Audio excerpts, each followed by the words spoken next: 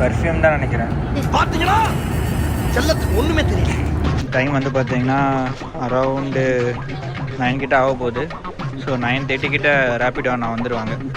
This bag will save around 22K. நான் நம்ப முடியுமா? ஃபுல் டீட்டெயிலாக சொல்கிறேன் உங்களுக்கு.